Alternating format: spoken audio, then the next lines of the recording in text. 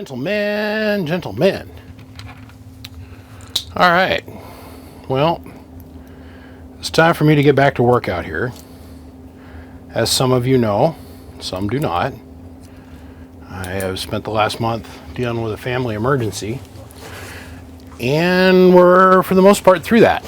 So I went over to the Getting Place today, and over at the Getting Place, there was a bunch of packages for me. One of the packages that was over there was this. It's from our friends over at Penta Laboratories. Penta and I have a very good working relationship, and a lot of the things that we've worked out between the two of us is that I want to demonstrate their products working so that you guys in YouTube land can have some confidence in it. Now, in my opinion, we've done one other video for these guys, and it involved these tubes, these 3500Zs. In my opinion, the 3500Z is probably the most prevalent amateur radio tube that has ever been put into actual use for you guys in the ham community, ever. Well, the second most prevalent tube is what's in this box. Well, let's talk about what's in this box. So what's in the box? Well, we've got the 8877, or also known as the 3cx1500a7. There's a pair of them in here. Here's the problem, is there's not a viable replacement, or there hasn't been until now, a decent, semi-affordable, viable replacement for this tube in the market. The Chinese ones, nobody has any faith in. They just don't. No one's got any faith in them. There's been too many failures. Not to put any company on Front Street, but the first portion of the name might be green, and they might have something to do with geological myths. Look, I'm trying not to get sued here, y'all. Those tubes were flooded into the market by another company that also is going to remain nameless, and they were dropped in at a very, very cheap rate. The problem was the tubes were never high-pot tested. They were never put through the stringent testing that these tubes have been put through. And they caused a lot of amplifiers to have a lot of problems. The other thing that happened is when the CB community got a hold of them, you know, the CB community likes to go full throttle on things. What do you mean by full throttle, BBI? Well, if the data sheet says 3,000 volts, there's going to be some crazy guy out there that's going to put 7,000 volts on the tube, and then gets all mad when the tube burns up and says, oh, you know, those iMac tubes. I hear it often and frequent. The other thing that has happened is that most of the amateur community, they bought their Ameritron, their Dentron, their, pick an amplifier, their Henry, their whatever. They picked that amp and they bought it for themselves back in the 80s. Well, here we are in 2023.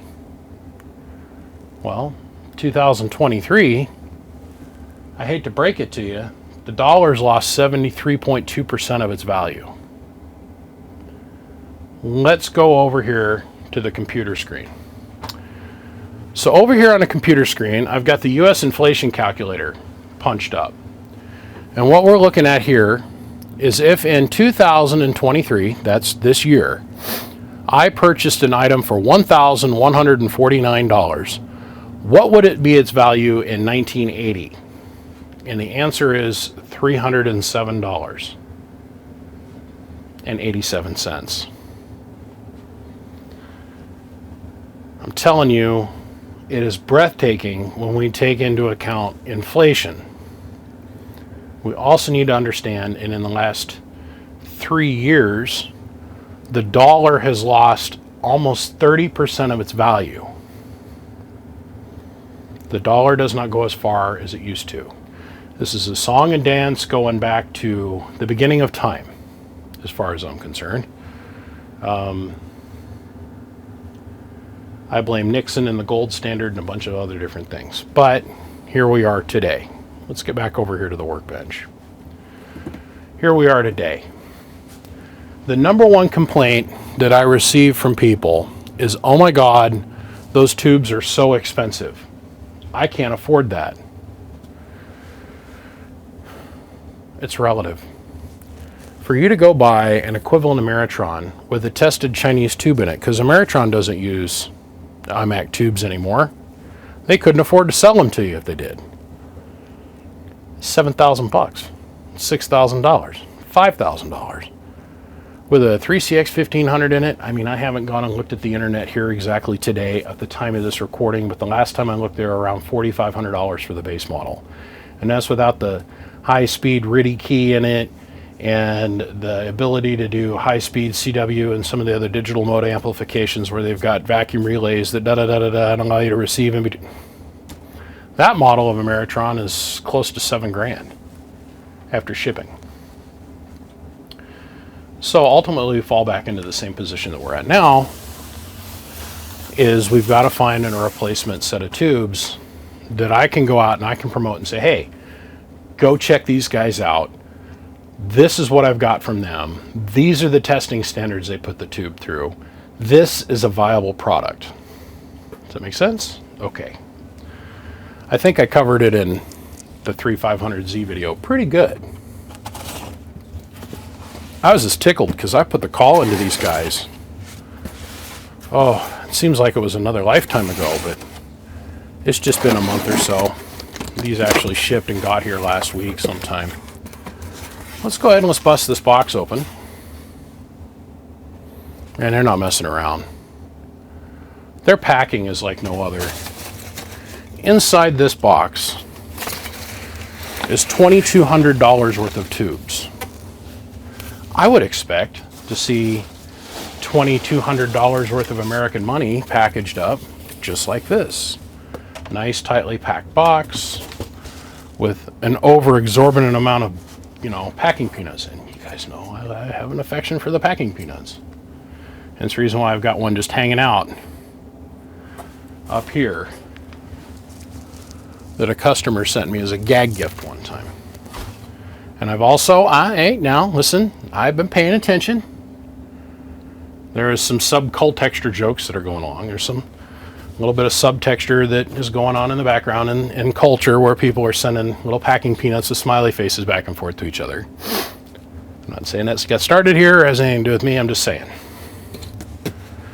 These boxes are packed so tight, they're basically bursting at the top. Look at this. Impressive. Staple construction once again on the boxes. I would have never thought, by the way, side note here, I would have never thought that I would stand on camera and brag about another person's ability to package anything, ever, by the way. But we live in such a world, and I understand some of the market demographic I'm trying to appeal to here. They appreciate a good pack job. I'm going to leave that alone. Let's pop one of these open. The reason I reached out to Penta is because I had a friend of mine come here. 757. Yes, the amp builder. He came here and hung out for a couple days and we worked on a couple of his boxes. One of the things he brought up here was a dual 3cx1500a7 tube amplifier. It's got really cool digital displays on the front of it. Yeah, we're gonna use these and those, and we're gonna demonstrate these working in that amp. He says there's some other thing wrong with it. He brought me the transformer, the cabinet, all the screws and the hardware for it, no tubes. I said, oh, well, I've been looking for a reason to highlight a set of 1500s for these guys, 8877s. This is a very busy tube in my universe. Very busy tube. There's a lot of amplifiers that use this tube. RL birth data sheet. Let's take a look at it.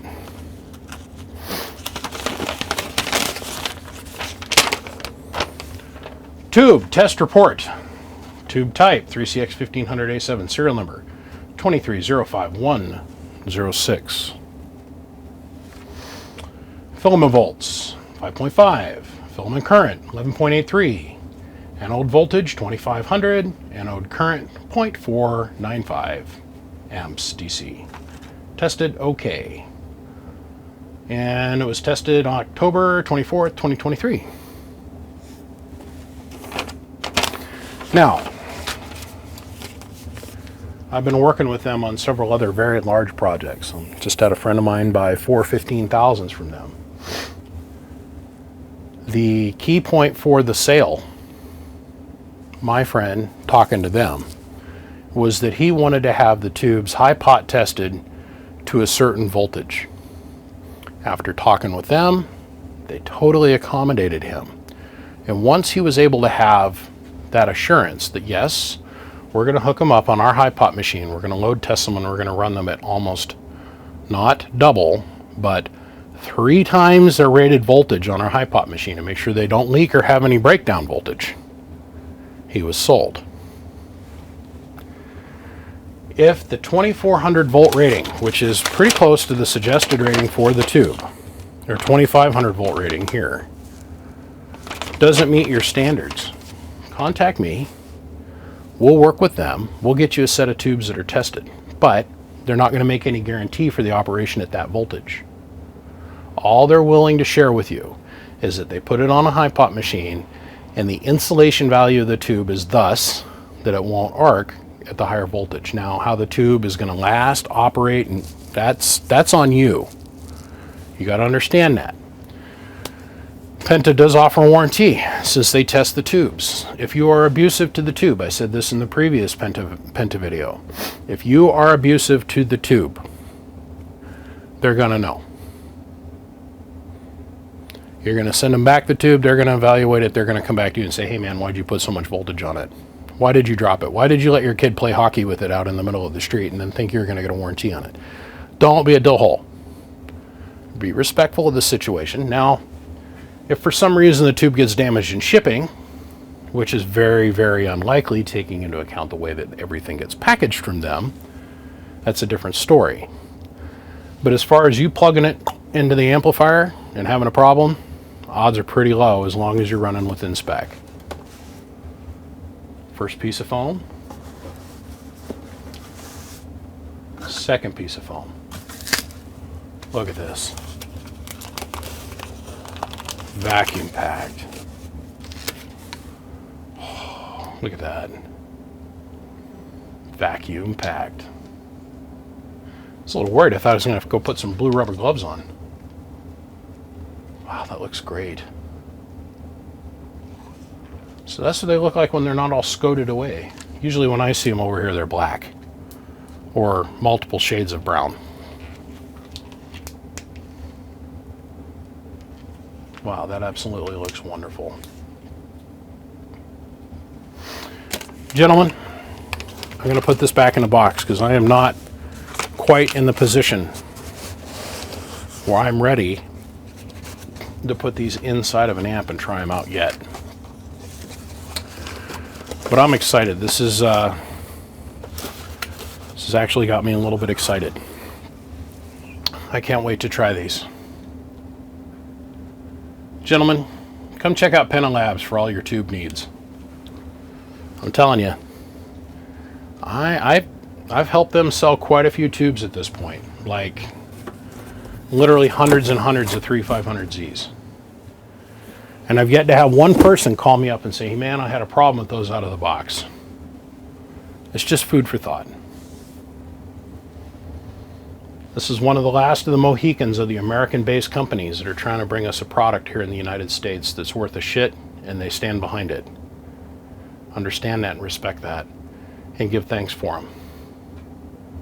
As always, thanks to my Patreon supporters. Big shout out to Siglant and McMahon, Bird Coaxial Dynamics, and our friends at the giant corporation of Penta Labs. We all say thank you, and I thank all of them. There's more on this to come. This is just a little snippet, little click behind the scenes. I appreciate every single one of you guys. Click, click, click.